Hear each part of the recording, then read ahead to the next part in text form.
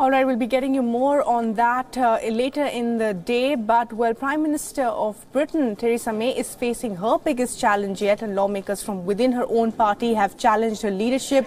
May is answering questions in the British Parliament, where she insisted that the only way to have a Brexit deal is to first agree to a deal. May has also warned that a leadership change at this time will risk Britain's future. In Strasbourg last night. And Mandy Clark, my colleague, is now joining us live for more on what, well, Theresa May has been facing for the last 24 hours and what a roller coaster, Mandy, it has been. Now, of course, facing the heat in Parliament as well, and that no confidence vote from her own party that comes up later in the day as well. Yeah, absolutely. Not a great day to be Theresa May, to be frank. The no confidence vote starts this evening. This will decide if she will stay on as the Tory leadership and essentially the Prime Minister. Now, if she wins that no confidence vote and she just needs a majority vote, that could be she could win with just one extra vote, then she won't have another contest. But if she loses, she has to step down from her post, and then there's a leadership runoff. So her Brexit deal would be dead in the water if she loses that vote. But let's say she does win that vote. She'll still be, she's a wounded leader, but she'll still be the leader and the Prime Minister. That means her next hurdle will be getting that Brexit deal through Parliament. The reason this no confidence vote was triggered is because many of her Tory MPs feel that the deal, their big issue is that backstop. That is the legislation that has been put in place in case they can't find a solution to the Northern Ireland and Republic of Ireland border. They want it gone. They want it scrapped. They don't want it a part of the deal. She went to Brussels to get more assurances that if the backstop does stay in place, that they won't be tied to the customs union forever. They feel that's a weak negotiating position, and that's why we're seeing this vote of no confidence. So now, if she survives that vote of no confidence, she still has to get that through Parliament, her deal, the way she sees it. And that she might then again lose that. And if it doesn't go through Parliament, she has to go back to the EU, back to the negotiating table. Right. So, you know, she might win one victory but lose another. It's not an easy path.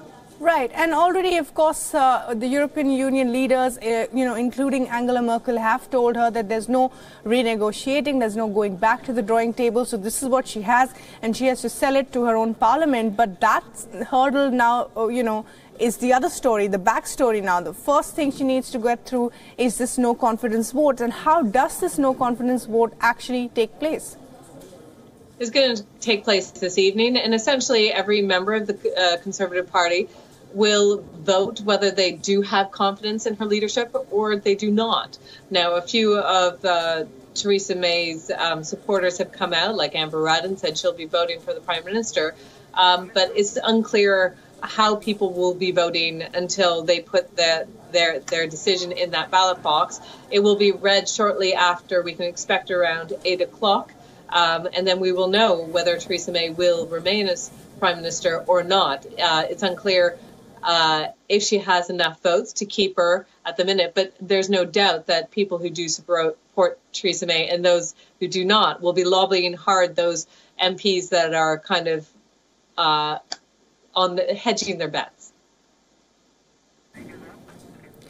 All right, Mandy, thanks very much indeed for joining us with the latest there. We're also joined by Tom Brooks, Dean at the Durham Law School, author, columnist and policy advisor as well. And Mr. Brooks, thanks very much for talking to us this evening. Your thoughts of what and how things are unfolding for Theresa May and the repercussions of this on Brexit. Well, I found the letters of no confidence, or letters calling for this no confidence vote, I'm not surprised by that. There's been a lot of disagreement and disappointment in her own party over her Brexit plan, and so I was expecting there'd be enough to trigger this. What I'm surprised at is the Prime Minister going so strong to defend her record tonight, instead of, say, calling a referendum, a new referendum on her deal or staying in the European Union that would have allowed her to potentially avoid win a no confidence vote tonight and allow her to kind of cling on to power for a bit longer. Parliament clearly undecided, clearly deeply divided over what to do next. It's not clear to me at all whether or not she wins tonight. Her Brexit deal still seems to have no chance at all of passing through Parliament, and so there will be a need to go to have some way of moving forward. Either a general election would be one way of doing it, another would be to have a new second referendum that might give her wings if she were to win it, and of course if she were to lose it, she would to go. So I think her position is very, very weak, right, and very bad. Her position is very weak, but Mr. Brooks, she has gone on record to say, I will contest this vote with everything I've got, and also made the argument that if there's a leadership change within her own party, how will the Brexit, how will they actually conduct Brexit in the next 4 months? Because if the leadership changes, everything else changes as well. So is that a valid argument from Theresa May? I don't think it's a valid argument from her, because she's presenting herself very much as the person to deliver Brexit. Of course, the problem is that those in her own party who were for Brexit, who are for leaving the European Union, they are the ones who are making the letters calling for a leadership challenge and an end to her as Prime Minister. They do not see her deal as delivering on her promises on Brexit, on respecting what they saw as the will of the people in the referendum result. I think changing the leader right now does not mean that Brexit must end or stop, although there might be some slight postponement.